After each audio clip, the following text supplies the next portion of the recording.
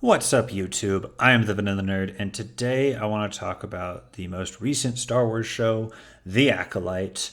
I just watched the first two episodes, which are the only two episodes out at time of recording this, and it's just been bouncing around in my brain all day, and I just wanted to get my initial thoughts out. So, in light of that, this will be completely spoiler free. If you haven't seen the show yet, haven't got a chance, absolutely encourage you to do so. And it will be very spoiler free. I'm not even going to show any stills from the show, just this title card. Which, slight tangent, the original title card, much cooler. Really wish they kept with that, but I'm fine with this one. It's okay, it's whatever. Anyway, moving back to the spoiler free thing, I will simply say I will spoil the premise of the show. So if you don't even want that spoiled, get out now. But otherwise, the premise goes as follows. There is a dark side force using Acolyte, someone who is studying the dark side, and they are actively fighting against the Jedi. And the Jedi are our main characters, and we are following them, trying to uncover the mystery and stuff surrounding this Acolyte and stop that Acolyte from doing more evil deeds. And the other big important part about the premise is that this is set 100 years before the events of Star Wars Episode One. So yeah, that's really a big major plot point. So yeah. So outside of that premise, I will not be spoiling anything else. I'll just be talking about my feelings towards the show.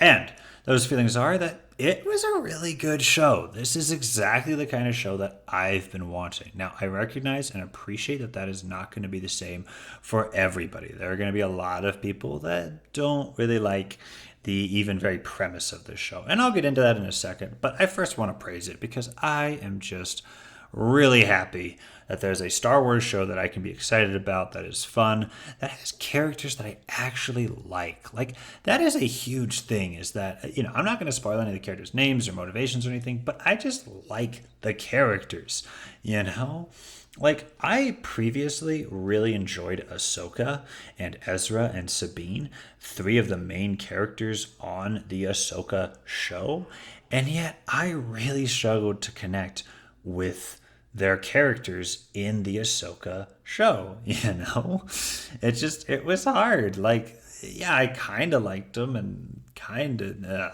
anyway, I'm not here to talk about Ahsoka. The point is that this is the first Star Wars show in a long time where I actually like the characters. And that's really notable and really enjoyable and stuff. So, yippee yahoo, win for the Acolyte. The other big thing about the Acolyte that I really enjoy is the fact that it is Jedi focused but small scale. And the reason that's important is because there's this unfortunate byproduct of the Skywalker saga, that of this idea that if you're gonna bring Jedi into the story, they need to face off against some galactic threat, some big ultimate power. And to be fair, I do kind of understand that because Jedi are super powerful and stuff. They've got the lightsaber, they've got the Force, and one of the biggest parts about the Force is that they can sense, even a few seconds into the future and see things before they happen. And it's really hard to write an enemy that can fight against that. Obviously, someone who's using that same power, but for the dark side, is a great way. Hence, the Acolyte is a fantastic idea. But that's still hard to do, And so I do get it, but at the same time, I'm so glad that the Acolyte exists where it is small scale, because the Acolyte isn't some big evil person, They aren't trying to take over the galaxy. They aren't trying to wipe out all of the Jedi. They're just in it for very personal reasons. I'm not going to get into those. I'm not going to spoil it, but I will simply say, I will spoil it enough to say that it's not a galactic level threat. And I just love that. And we get to focus on Jedi. We get to meet some Jedi. We get to interact with them and have fun with them. And I really find myself connecting with these Jedi, connecting with these characters and liking them. And that is fantastic. And to be clear, I don't mind big epic stories. I love the Skywalker saga. I think there's absolutely a place for big, epic, grand scale movies and stuff. Same thing with small scale stuff. In fact, I don't think one is really better than the other. And I might even lean towards the big, epic storytelling to, to make an analogy to the MCU. I love the Avengers movies more than I like the small scale movies, but I also really appreciate the standalone movies like Doctor Strange, like Ant-Man, where it's not some big Avengers level threat. That is totally fine by me, and I don't mind that. That's great. So for me, both are valid, both are beneficial, and in Star Wars, we have yet to see a small scale story told from a Jedi perspective, besides the Obi-Wan show. But I really don't like the Obi-Wan show, and that is a whole nother can of worms that I don't have time to get into right now. Long and the short of it is, I think the Acolyte is great because we're bringing the Jedi back into focus, but it's not some big galactic threat, and therefore we're able to connect with the characters more, and we're able to have a more focused story that works really well, and I love that. Now, I recognize that The Acolyte is not a perfect show. It has some bad dialogue, it has some characters jumping to conclusions, and of course, with it being focused on the Jedi, it has some unnecessary lightsaber ignitions with some extra flair. But I don't mind all that, and it's really not that bad, especially compared to the Ahsoka show. So, yeah, definitely think this is better than the Ahsoka show, personally. But therein lies the issue. In today's world, it is a sad reality that every Star Wars project comes out with a mix of for anger and excitement. There are people on both sides who are just excited for anything Star Wars, and there are people who are just going to get mad at anything that Disney creates at this point. And the thing that I really want to say loud and clear is that both arguments are valid, and I respect both sides. If you are a Star Wars fan that only likes the original trilogy and those are the only three movies you love, great. That is totally valid, totally fine. You are still a Star Wars fan. You are still allowed to enjoy the show. Go for it, The franchise, I should say. Still allowed to enjoy the franchise, but what else?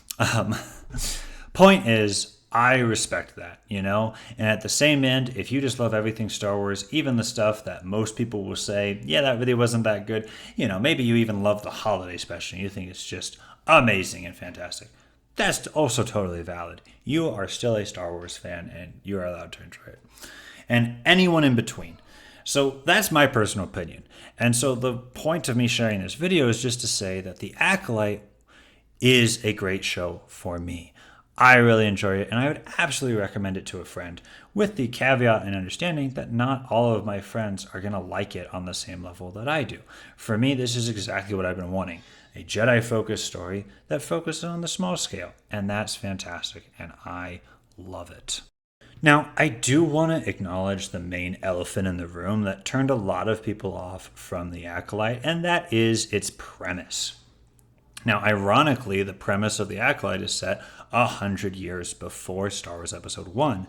And in that very movie, Qui-Gon tells the Jedi Council, I've encountered a Sith Lord. And Ki-Adi-Mundi, who is on the Jedi Council, says that's impossible. The Sith haven't been seen for over a millennia. Which means that the Acolyte technically shouldn't happen. And for a lot of people, the fact that there's even a dark side wielding person fighting Jedi, that is too much for them. That is contradicting this line by Ki-Adi-Mundi. And I get that, and I respect it. Now, personally, I don't mind this because up until this point in the show, the Acolyte has not called themselves a Sith. And so we're still technically not breaking canon. The Sith specifically have not been seen in over 1,000 years.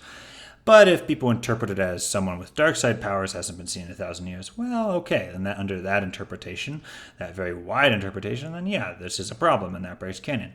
And again, I respect that. If you don't like the Acolyte because you feel like you shouldn't be seeing dark side wielders this early in the Star Wars story, then that's fine. That is valid, and I get that.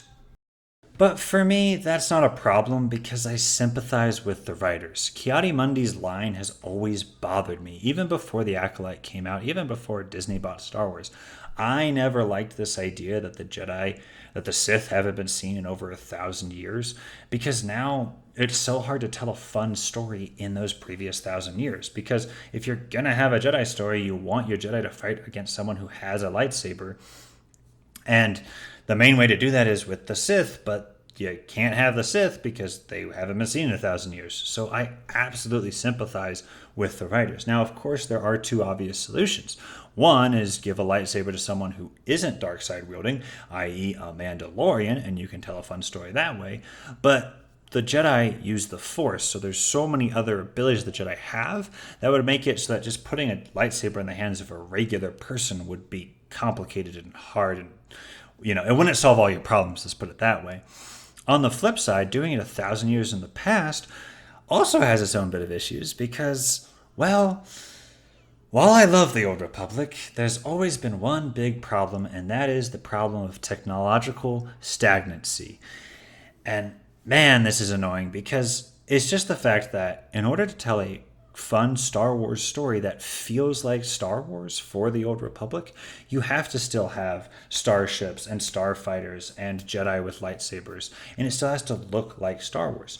But what that means is that in 1,000 years, the technology really hasn't changed. Now, maybe in the universe of Star Wars, the technology plateaus for a while at this level and at this height. Totally possible, but I'm not feeling that, and I don't like that excuse. And I'm sure there's people who have read all of the source material and read all these books and stuff and could tell me all the different little ways the technology has improved. Maybe this starship flies faster than that starship, or this starship does this advantage or whatever. I don't know. I don't care. The point is, and the problem that I foresee, because the Old Republic is still kind of canon, is the fact that a hammerhead starship, this one in this scene of Rogue One, is able to competently and capably fight the top of the line starship from the Empire. Like, you gotta understand, a Star Destroyer is the most advanced piece of technology, or at least one of them, that to date, it is the military top of the line, best grade there is. And this starship that's over 1,000 years old, well, I don't know when it was manufactured. Maybe it was manufactured sooner than that. But it's an ancient ship, it's an older ship, is still able to competently fight against it. Man, the technology stagnancy there is just, because let's understand, 1,000 years ago were Greek triremes. You're telling me that a Greek trireme could fight an aircraft carrier? That's what you're saying? Like, it boggles my mind, and it doesn't make any sense. But I digress. That is a tangent that I really did want to say, but isn't technically pertinent to the conversation at this point. Getting back on track, I will simply say I absolutely sympathize with the writers of Star Wars. They want to tell cool Jedi stories when there's a lot of Jedi around, and we know that happened, just a few hundred years before the events of Star Wars Episode 1, and that the Jedi were kind of at the height of their power. I like the idea of the, quote, High Republic that this is set in. That is fun, that is exciting, and that is great. And yet, the Jedi need to go up against a competent threat, and the best way to do that is to have someone who also uses the Force. So for me, the Acolyte is totally fine.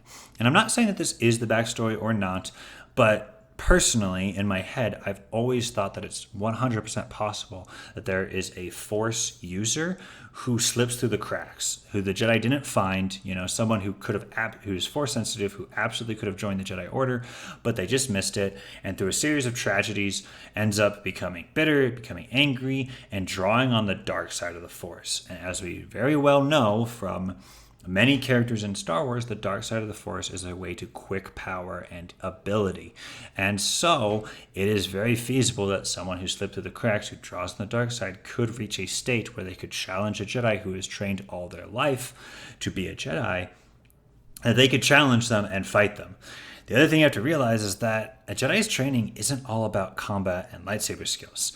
And the Force. You know, a lot of it has to do with learning new languages, learning diplomacy, learning how to be a good citizen and someone who upholds the law and stuff. There's a lot of extra features to the Jedi than just combat prowess. And so it's totally feasible for me that someone who has trained very hard on the dark side for a few years solely on the combat aspect could absolutely 100% take down a Jedi. But that's just me, or at least fight a Jedi, I should say. Again, no spoilers. I'm not saying this is the backstory or not the backstory for the Acolyte, but it's just some thoughts I've had in my head thinking about this very line actually in the past. All of this to simply say that I understand the struggle that the writers had with the Acolyte, and I like the way they've solved it so far, and I like the Acolyte, and I really enjoy it. Perhaps the biggest thing for me that I really enjoy is the fact that we're getting more Jedi in Star Wars. For me, the Jedi and the Force is the heart of Star Wars, and I think for a lot of people that is also very true.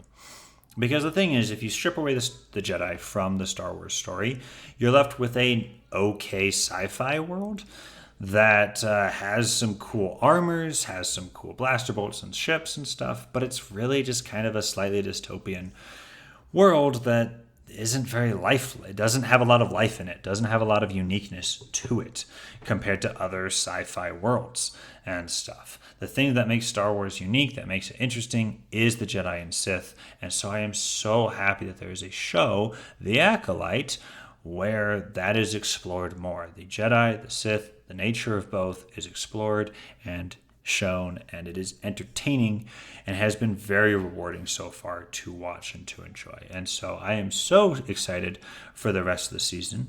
I look forward to it. And when the season is over, I will do a full review that goes into the deep, heavy spoilers. And I look forward to that day. But for now, these are my initial thoughts. I love The Acolyte. I've really enjoyed it so far and would recommend it to a friend.